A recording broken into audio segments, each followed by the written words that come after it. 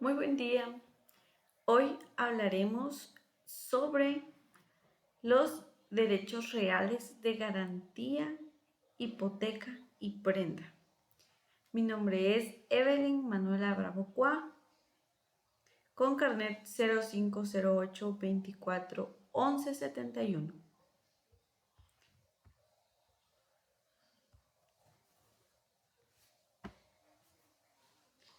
Tenemos acá como doctrina que según Castán coexistieron en el derecho romano sin una precisa diferenciación. Así podía decir Marciano que el pigus y la hipoteca eran hombres diversos de un mismo vínculo.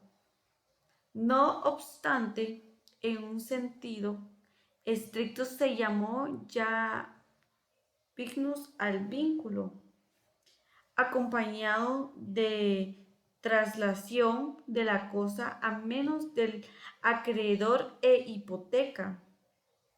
El vínculo constituido sin ese desplazamiento de la posesión y un tiempo de justitiano se empezó además de a referir el pignus especialmente a las cosas muebles. Tenemos acá lo que sería, ¿qué es la hipoteca, verdad?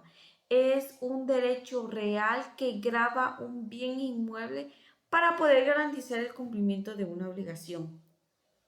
Acá tenemos otra definición que también redacta que la hipoteca es un derecho real de garantía que se constituye sobre un bien inmueble para asegurar el cumplimiento de una obligación, como un préstamo, podríamos decir, a diferencia de la prenda. El bien hipotecado permanece en posesión del deudor. En caso de que el deudor incumpla, el acreedor tiene el derecho de ejecutar la hipoteca, que consiste en vender el inmueble para poder recuperar el crédito con el valor obtenido, con respaldando toda la deuda que no pudieron. Y según la doctrina y según los autores, Ruggiero señala que la publicidad que esta institución adquiere a través de su inscripción en los registros vienen a subsistir el desplazamiento de la posesión, que es el elemento que da concentración en figura de la prenda. De buen, podríamos decir que es un derecho real sin implicar traslado de la posesión a personas distintas del dueño. Asegura a su titular el cobro de cierta cantidad, autorizándole, por supuesto, para que pueda promover la venta de la cosa sobre la que recae y para que la parte necesaria del precio obtenido se destine a pagarlo. La legislación guatemalteca, en su artículo 822, el Código Civil, es un derecho real que grava un bien inmueble para poder garantizar el cumplimiento de una obligación. Los sistemas hipotecarios existen y estos son el sistema romano, que según Carral y Teresa definen así: la necesidad de la publicidad quedó manifestada cuando las cargas y los gravámenes recaían sobre el inmueble. Fue tal que se hacía imposible reconocer la verdadera situación de estos. El sistema, el sistema germano dice que el anterior, antagónico, por el imperio de la publicidad que él mismo se hizo prevalecer y que no permitió la existencia de hipotecas ocultas. Según el sistema francés, es el que prevalece actualmente en nuestro país. Está reconocido por el artículo 1125 del Código Civil, en donde regula el registro. Se inscribirá los títulos que acrediten el dominio de los inmuebles y de los derechos reales impuestos sobre los mismos. Los títulos translativos de dominio de los inmuebles en los que constituyen, reconozcan, modifiquen o extingan algún derecho del usufructo, uso, habitación, patrimonio familiar y hipoteca. Acá tenemos la clasificación doctrinaria de las hipotecas por su origen. Tenemos como número 1, que sería voluntarias, que son aquellas que surgen a la vida jurídica en virtud del negocio jurídico, legales, que son las establecidas por la ley y bajo las determinaciones de determinados requisitos. 2, por su forma. Está expresas, que son aquellas que han de ser inscritas en el registro de la propiedad para ser reconocidas con validez. Y tácticas, que son aquellas que no requieren para su validez de la publicidad registral.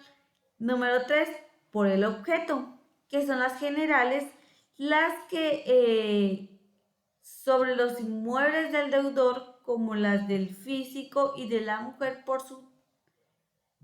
Y tenemos las especiales, las que solo gravan bienes determinados.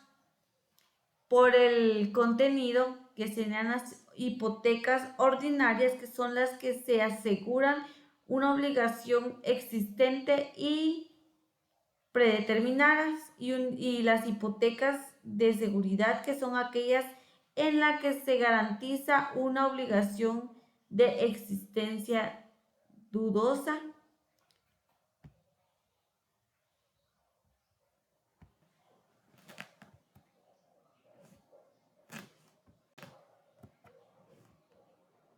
Tenemos también las características de la hipoteca según la doctrina,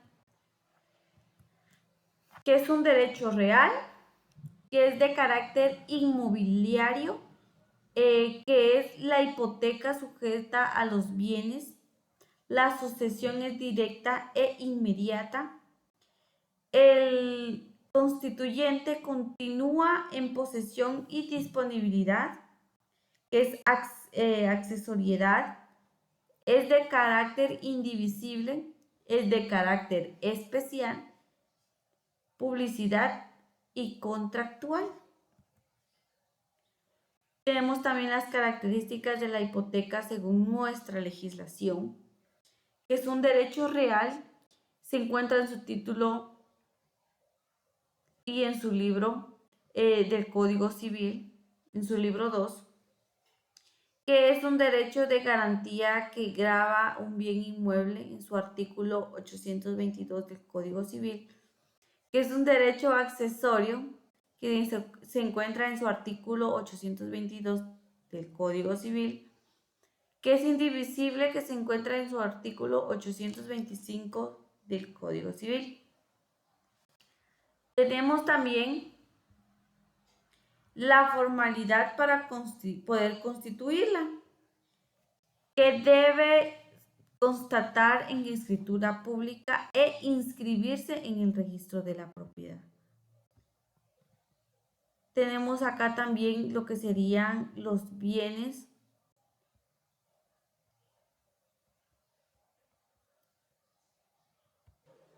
y derechos de la hipoteca. De conformidad con el artículo 838 en su Código Civil, no pueden hipotecarse a derecho de uso y habitación, y también B, el inmueble destinado a patrimonio de familia, C, de los bienes adquiridos por herencia, legado o donación, cuando el causante haya puesto dicha condición, pero ésta no podrá exceder del término de 5 años. Para los menores de edad, dicho término se cuenta desde que cumplan la mayoría de edad. Tenemos también lo que sería contenido de derechos y obligaciones del acreedor hipotecario y del deudor.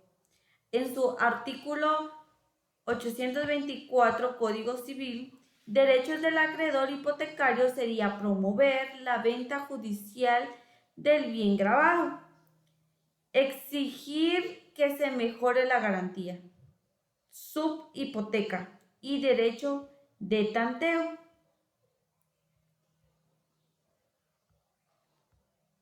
También tenemos lo que sería las obligaciones del acreedor hipotecario, que sería cumplir con la obligación principal de acuerdo al tiempo, modo y lugar de convenios, la escritura constitutiva y el pago de los interesados, por decírselo así, prestados, que se encuentra en sus artículos 1383 y 1946 del Código Civil, de mejorar la garantía hasta hacerla suficientemente de manera que responda de la obligación si ésta ha disminuido del valor y de la misma ya no cubre el crédito en el término que el juez lo fije en su artículo 845 del Código Civil. Hacer el pago con intervención judicial, que sería aceptar y recibir el pago, y si no acepta, se le da el pago a los tribunales.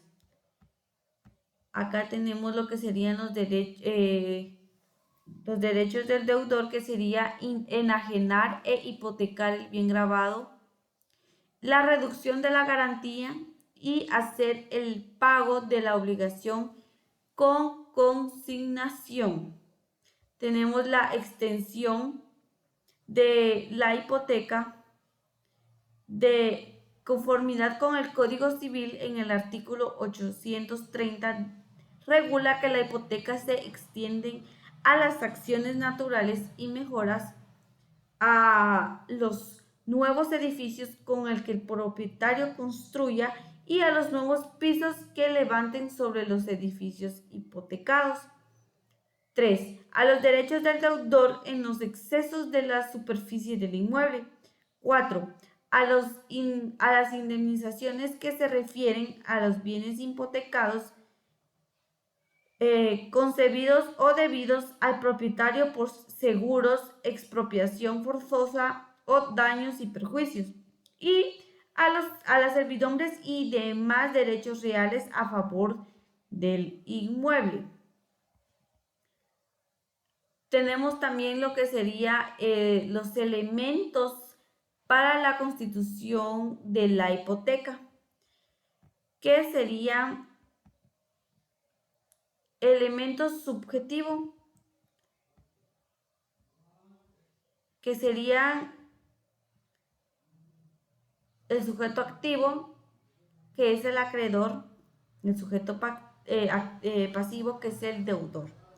Y en los elementos de objetivos, la obligación que se garantiza, y también está la cosa que se grava para seguridad de la obligación, y en los elementos formales deben constar en escritura pública y inscribirse en el registro correspondiente. En su artículo 1756 regula que los contratos que tengan por inscribirse o anotarse en los registros, cualquiera que sea su valor, deberá constar de escritura pública. Y en la excepción a esta regla anterior, que se encuentra en su artículo 108 de la Ley de Bancos, que la norma que permite a estas instituciones de crédito la constitución de hipotecas a través de contratos privados, y no solamente eso, la cancelación del gravamen, que también debe hacerse en escritura pública según la ley de bancos, puede realizarse a través de una razón puesta al pie del documento privado. También encontramos lo que sería el tema de la prenda. En su definición encontramos que es un derecho real que grava bienes muebles para poder garantizar el cumplimiento de una obligación. En su artículo 880 del Código Civil. La clasificación de la prenda serían 4, que sería la prenda común, que puede ser de créditos y de facturas, la prenda agraria, la prenda ganadera y la prenda industrial.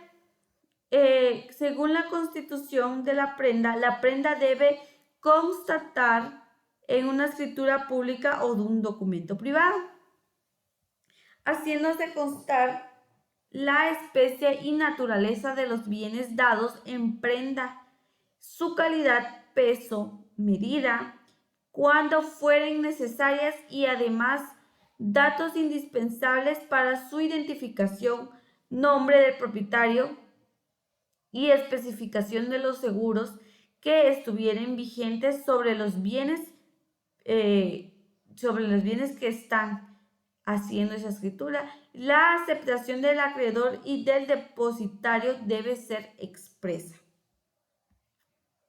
También encontramos las características de la prenda en nuestra legislación, que es un derecho real, que es un derecho de garantía, es indivisible.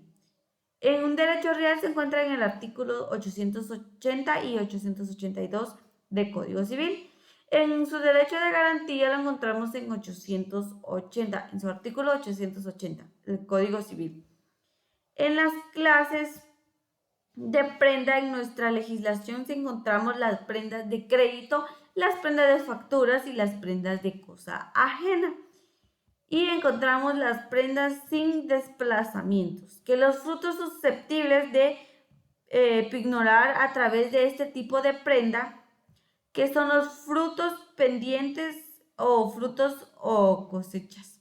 Los productos de las plantas y las plantas que solo puedan utilizarse mediante el corte, las máquinas, los animales y las crías, las máquinas, instrumentos usados en la industria, las materias primas de toda clase y los productos de las mismas.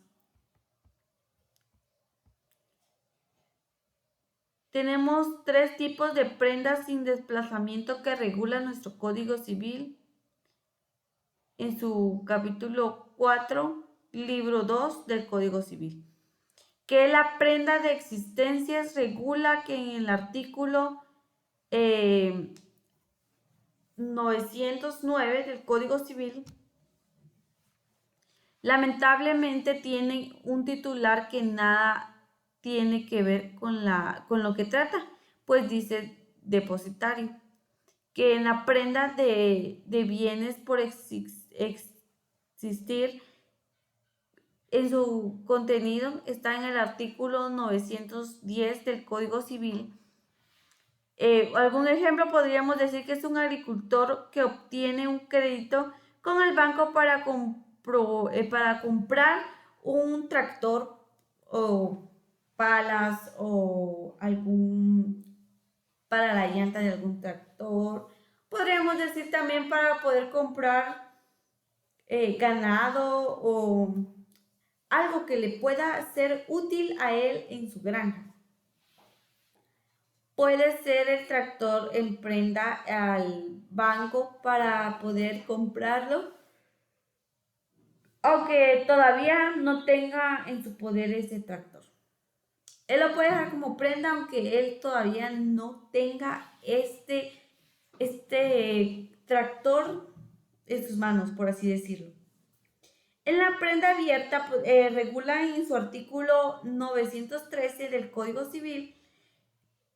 Podríamos dar un ejemplo de un comerciante mediante la constitución de prendas sobre determinados bienes pueda hacer una serie de operaciones durante un periodo más o menos largo y hasta determinado momento y poder garantizar muchas operaciones con la prenda originalmente constituida sin tener necesidad de constituir prenda o ampliación de prenda para cada operación que pueda hacer. La constitución de la prenda, que tenemos los elementos subjetivos, que sería el acreedor, el deudor, que es propietario de la cosa, el depositario.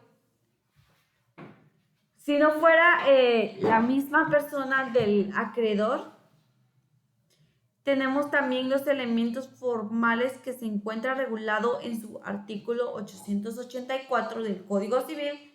Debe constar en escritura pública o documento privado, haciéndose constar la especie de los bienes y su naturaleza, su calidad, su peso, la medida y los demás datos indispensables para su identificación. El nombre del propietario, también podríamos decir la especificación de los seguros, la aceptación del acreedor y del depositario.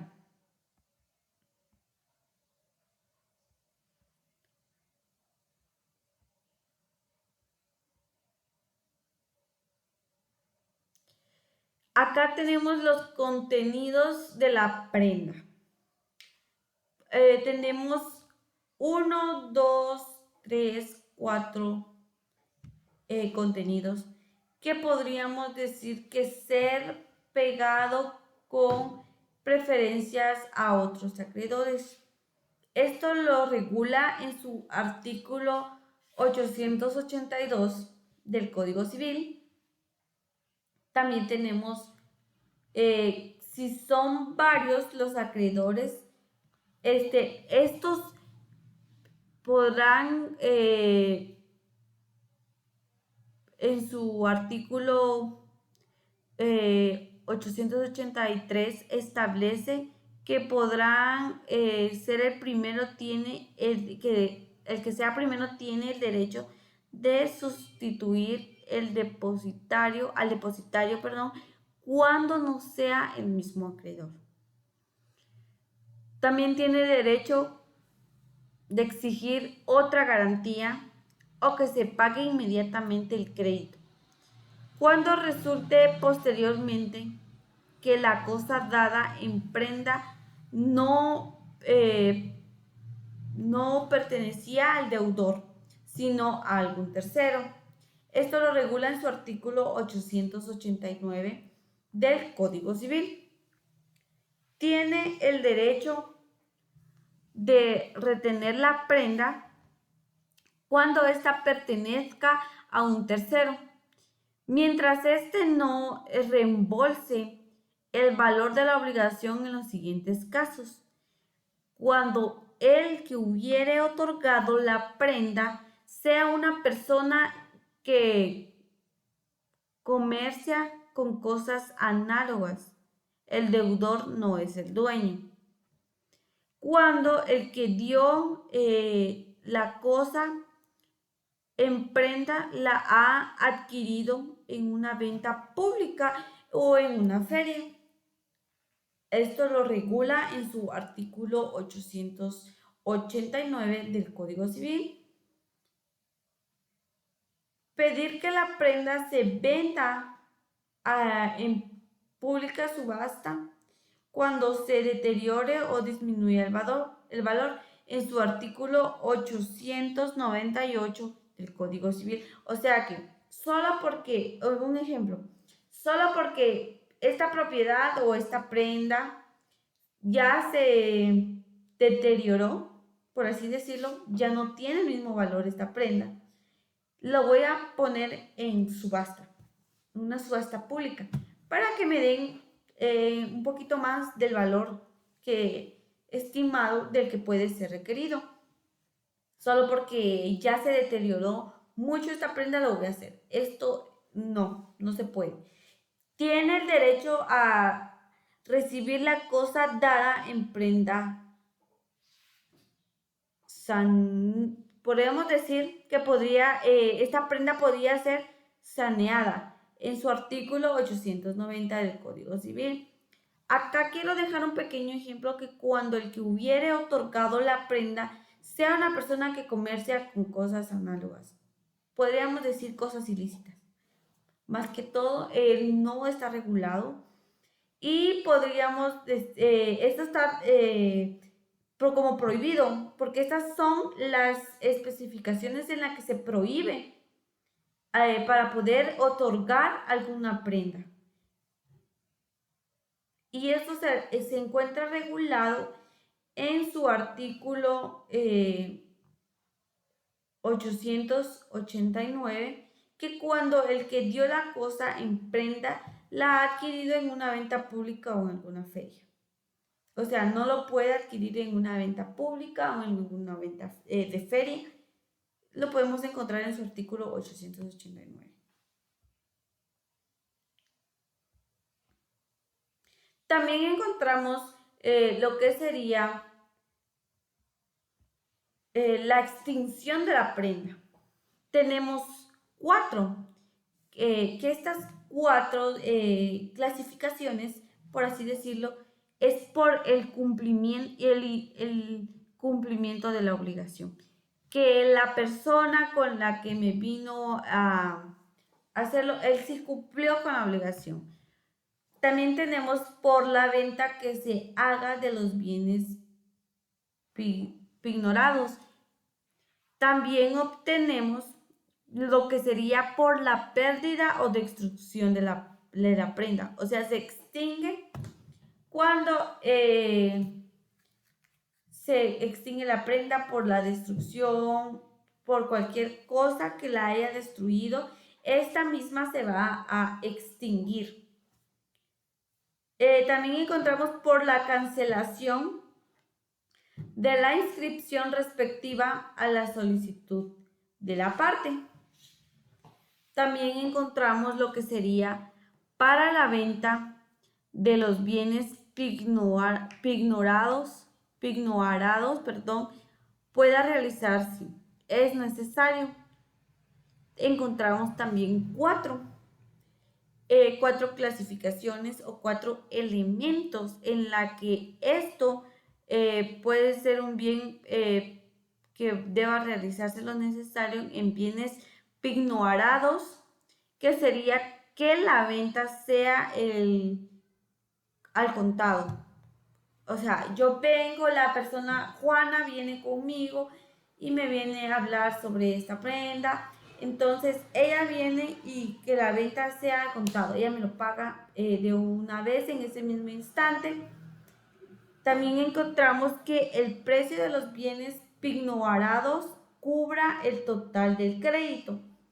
Si Juana viene conmigo, yo le di 10,000 quetzales y me quiere venir a dejar, por decírselo, una carreta de papas, que está valorada más o menos como, podría decírselo, un aproximado, porque no sé específicamente cuánto, tal vez en unos 1,000 quetzales o 1,500. Entonces, eso no cubre todo el crédito. Por lo menos ella tiene que traer, por ejemplo, podríamos decir alguna moto. Si le di 10,000 quetzales, tiene que cubrir. Y si le di más, por ejemplo, podríamos decir, las motos ahorita están evaluadas en unos 13,000, 15,000 quetzales. Entonces, si yo le di 15,000 o le di 16,000, ella me va a dar una moto y me va a dar 1,000 quetzales más.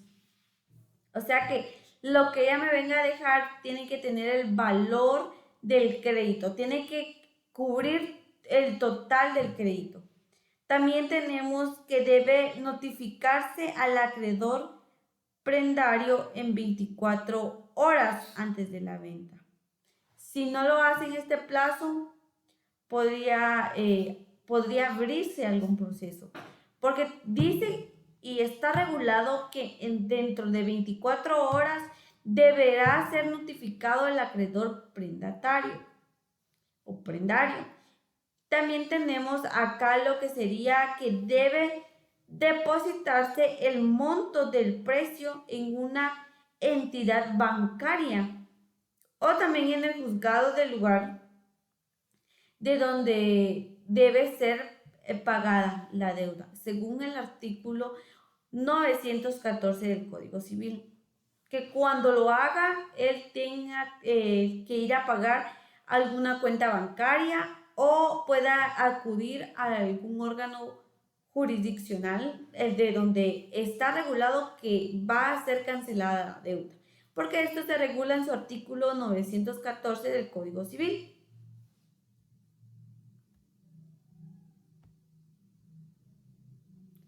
Hasta aquí mi pequeña explicación y exposición a la vez. Fue un gusto poder haber compartido este semestre con usted.